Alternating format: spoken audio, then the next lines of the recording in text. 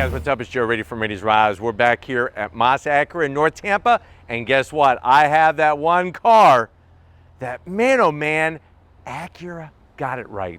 It's this vehicle right here. This is the 2026 Acura Integra Type S. But before we get into this manual transmission, fun driving compact performance car, let's talk about what's going on here. So, what's going on with Acura?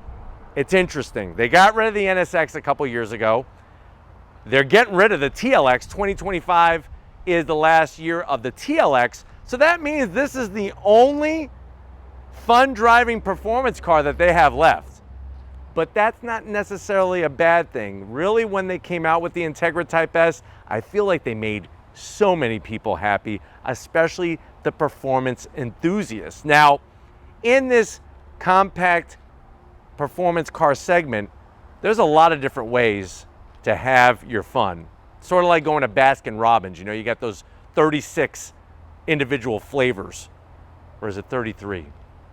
I wonder. Anything over 10 for me is too many choices. But anyways, you got all those choices. You got choices in this segment. You could go front wheel drive, like the Type S, the sister vehicle, the Civic Type R, even the Elantra N.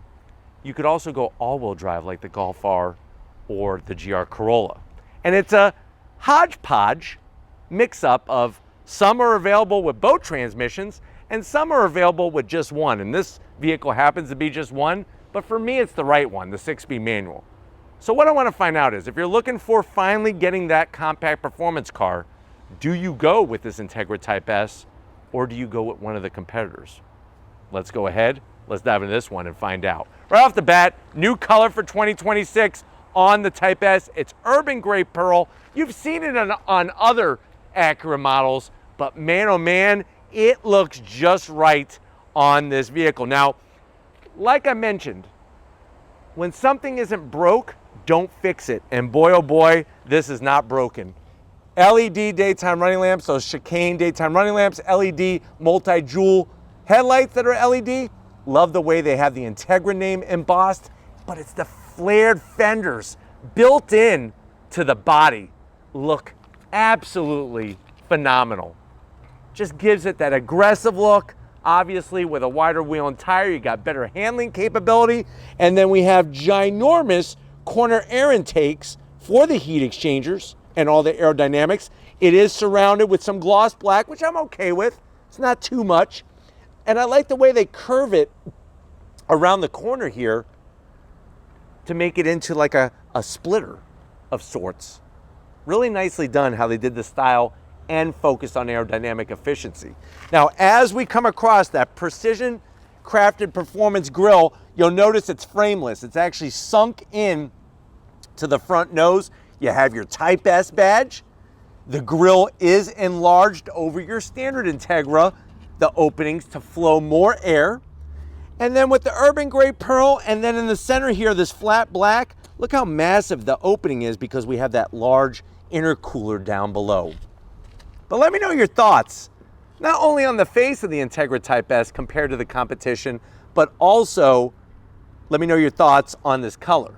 Now remember, for 2026, the Golf R gets a revision, a refresh. It's the Mark 8.5.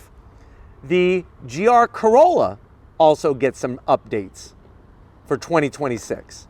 So it's going to be interesting to see what you say is the one you would want in the comment section. And remember, GR Corolla, automatic and manual. Elantra N, automatic and manual. Golf R and GTI, just an automatic.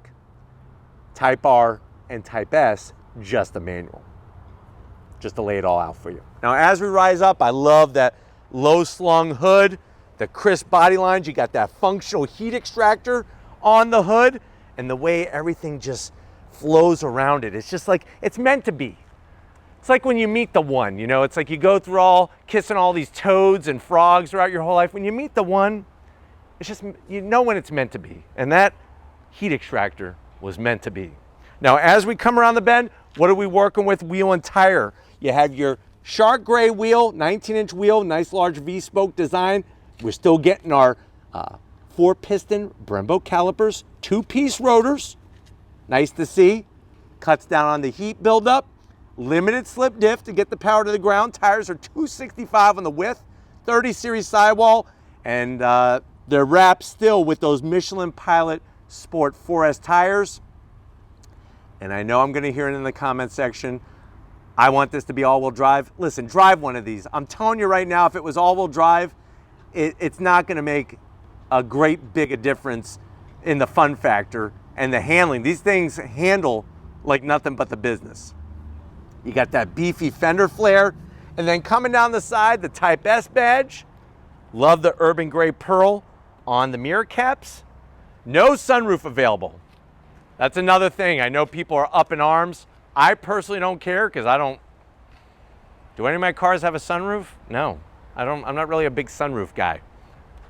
It makes the chassis more rigid, the structure more rigid, not cutting a hole in the center of it. Go figure. Love the way you got that side sill extension in the body color. Steven's gonna swing around instead of standing there like a statue. Swing around and show you that side sill extension in urban gray pearl. Coming towards the rear, yes, you do have your fender flare for the rear. And one of the reasons why it's not built into the body is because it's part of the door. So you can't have that kind of, the tooling on the assembly line for that would be a major headache. Now, as we spin around back, you're still gonna get that sport back roof design, the Type S badge, your gloss black trunk lid spoiler, the Integra name embossed with your full LED lighting, and then working our way to ground level, I love this rear diffuser, and we got that triple outlet exhaust. Not many vehicles throughout history have ever come with 3 outlets on the exhaust. And remember, the Integra Type S compared to the Type R has 1 less resonator. So wait until you hear the pops and the bangs. But why don't we go ahead, let's pop the hood and see what's gonna be making all those fireworks. All right guys, we got the hood popped. You do have a prop rod. I'm okay with it because most of the competition has a prop rod. Good looking engine cover with a little bit of red, the Acura badge, the Type S name. And guess what? Steven doesn't even have to work hard on this one. The turbocharger's right there, so very easy to see it.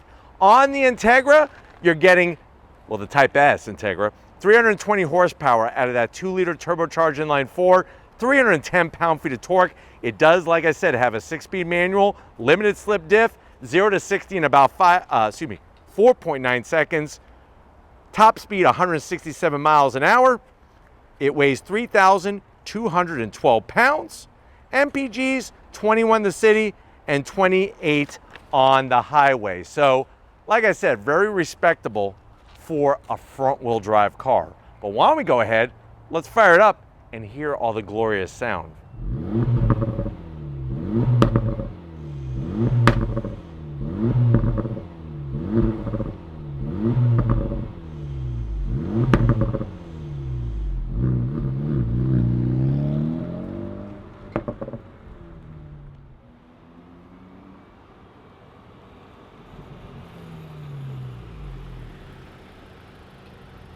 All right, guys, we are inside this 2026 Acura Integra Type S. Now, I know you're saying to yourself, well, Joe, I've been wanting an Integra ever since I was a kid and I saw a 98 Type R. I wanted one. But how much is this one? Very good question. This isn't a Type R, remember. They don't use the Type R badging. It's all about Type S. This one has an MSRP of $55,000. Let's see what they're bringing for 2026 to the door panels. Love the two-tone. The atomic fireball red with the black hits it perfect every single time I look at it. The ELS Studio 3D sound system, no gloss black. Door pocket is a decent size to where you can get yourself a Whopper in there and a large fry and a Pepsi to wash it down. Now, going from the door panel to the dash, love the way they put this material. No fingerprints, Mom. The red.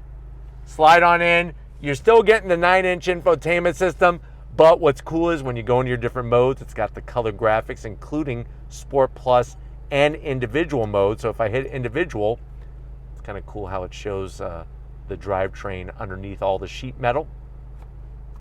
And then they did speed up the processor on this infotainment system for 2026. Let me throw it in reverse. Come on, people. We need better cameras. The resolution is terrible. Absolutely terrible. But you do have trajectory, and you can change the angle, which is nice. Heated seats, no ventilated seats. Would be nice ventilated seats at this price point. You got your dual climate control. Nice knobs, feel like an old Wells Fargo safe.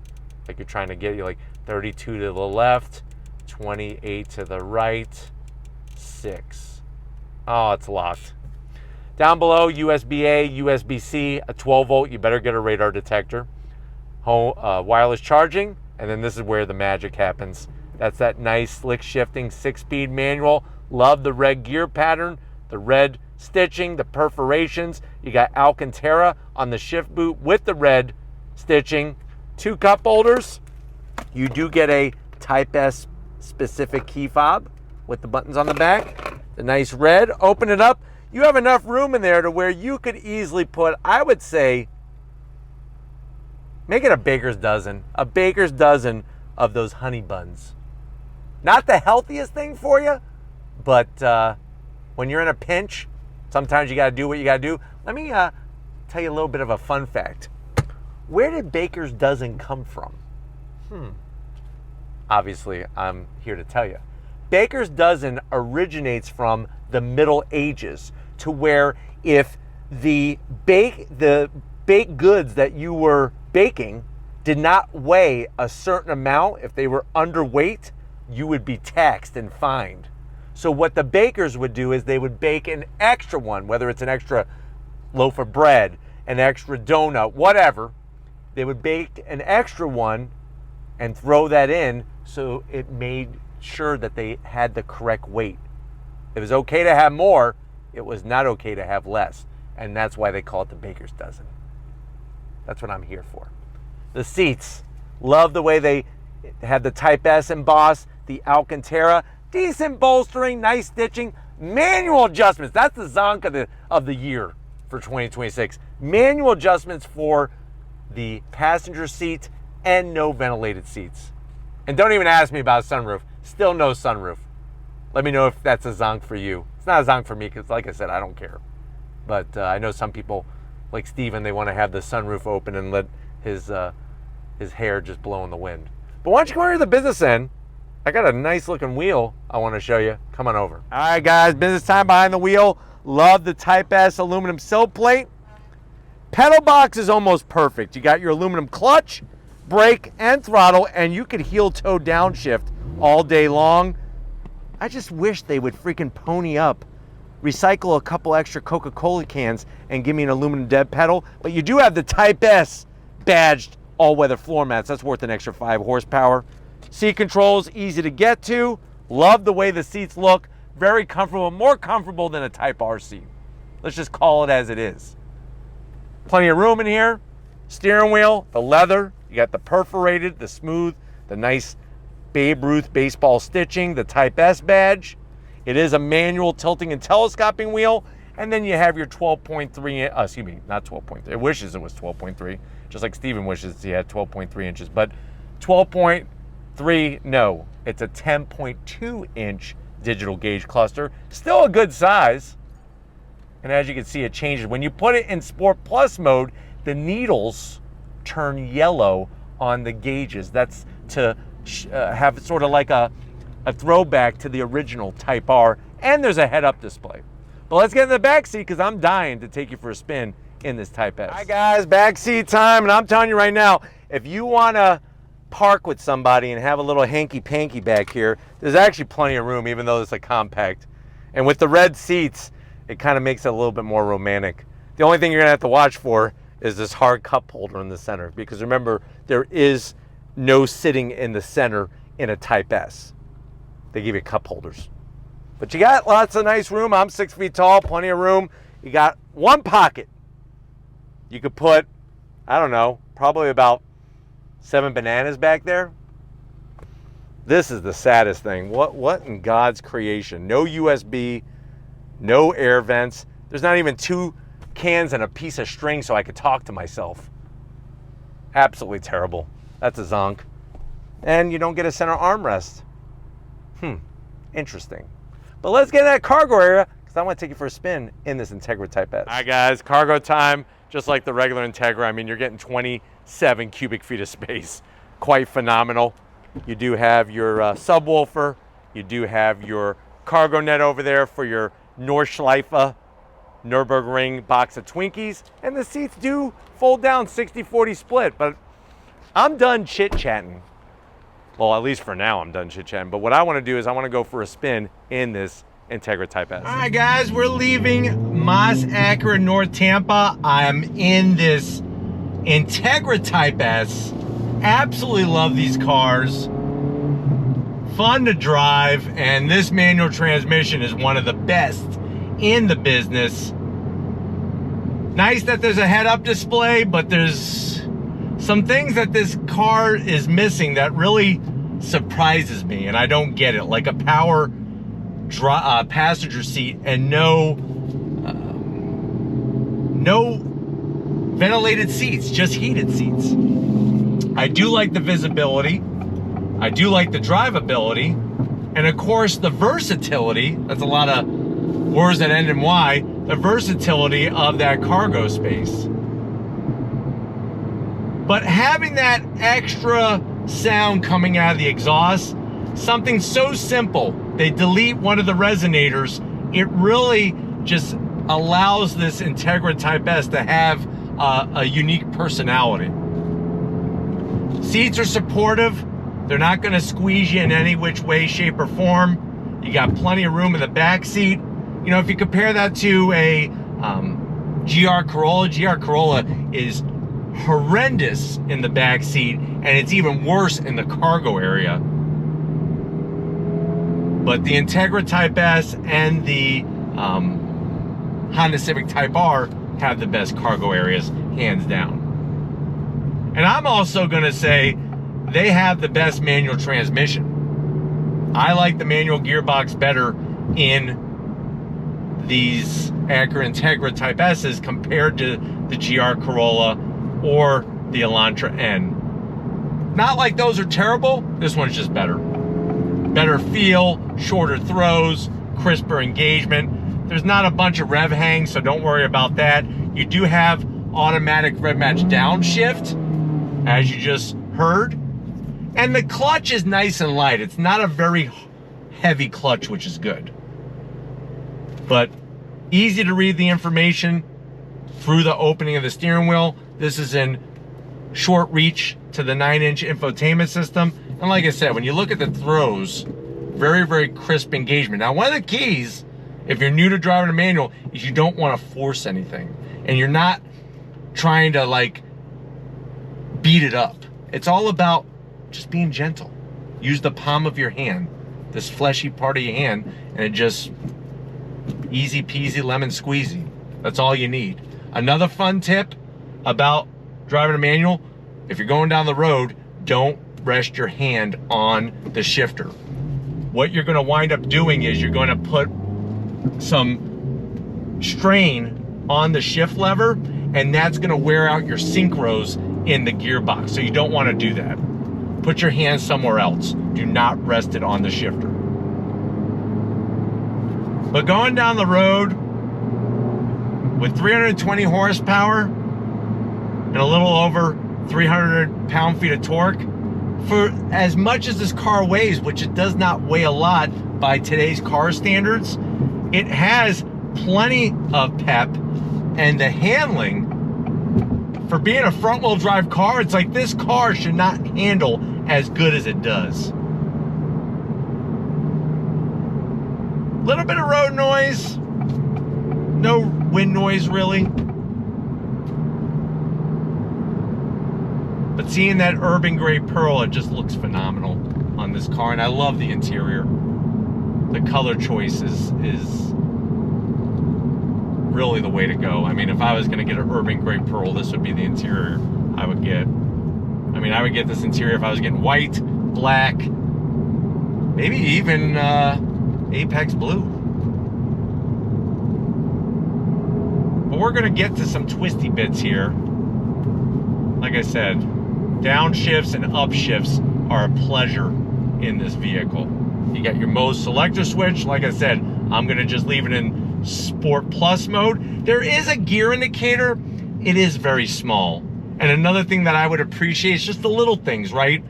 Is I would appreciate if the gear indicator was in the head-up display. That would be nice. But like I said, the clutch action, really light. You're not gonna wear your leg out in traffic, your left leg. And if you're new to driving manual, this is a good one to drive. All right, second gear, you ready? On throttle, here we go. Nice. On the brakes. Look at that, smooth as butter. Woo! Love this car. So, like I was trying to explain to you, it's just so balanced. It's so direct with the steering, so connected with the feel. I mean, just all the way around. And the gearbox is just that cherry on top. All right, you ready? First gear. On throttle, here we go. On the brakes. Third. Downshift. Decreasing radius. I mean, how connected everything is. The communication through the wheel. And then the fact that even though I have it in Sport Plus mode, even though this is a performance compact car, the suspension doesn't beat you up. It's not shaking the fillings out of my teeth, which is great. And I got plenty of room in here. Brakes are great, of course, with those Brembos. And that's another thing. It's like, I feel with certain cars, especially with something like this, you don't need 6-piston Brembos. The 4 pistons work absolutely great, and they look great too with those 2-piece rotors. And everywhere you're touching, I mean, the materials are really, really nice. I could do without the gloss black here, but the good news is it's not a lot of gloss black.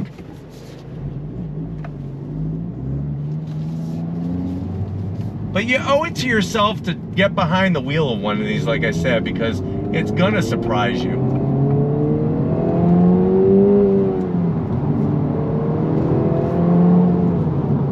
And they pull all the way to redline, so it's going all the way to about almost 7,500 RPM. It pulls clean through the rev range. Not too much boost lag on the low portion. And that's something that, remember, Acura kind of moved that torque delivery down a little bit lower in the rev range to give it a little bit different driving aspect compared to the FL5 Type R.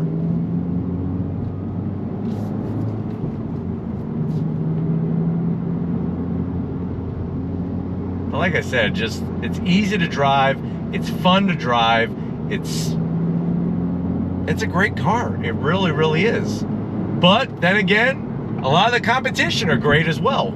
Just depends on what you want to go with. But we're gonna go ahead. I know one way I gotta go is I gotta get back to Moss Acura of North Tampa and wrap this one up. So I hope this has been a good one. I'll see you in a split second. Hi guys, what can I say? Anytime I could get behind the wheel of a car with a manual transmission, I don't care what the hell it is, it's always gonna be a little bit more fun. And this one brings the fun factor to a 10. But let me know what you think. We got to thank everybody here at Moss Acura, North Tampa, especially Albert, for getting us access to this 2026 Urban Gray Pearl Integra Type S. Which way are you going? Let me know in that comment section. If you haven't had the opportunity to drive one of these, you need to make that arrangement for yourself. But if you're new to the channel, you're on your way out, hit that subscribe button. I promise you it's worthwhile. I'll come back for more. If you are a subscriber, thank you for being part of the Raised Red family. Gotta give up to Stephen Flood. He loves it for everybody, and you know, he loves everybody. So he is probably one of the most caring people you'll ever know. Can you tell by my face? But thank you, Stephen, for all that you do, and just like always, I'll see you on the next ride.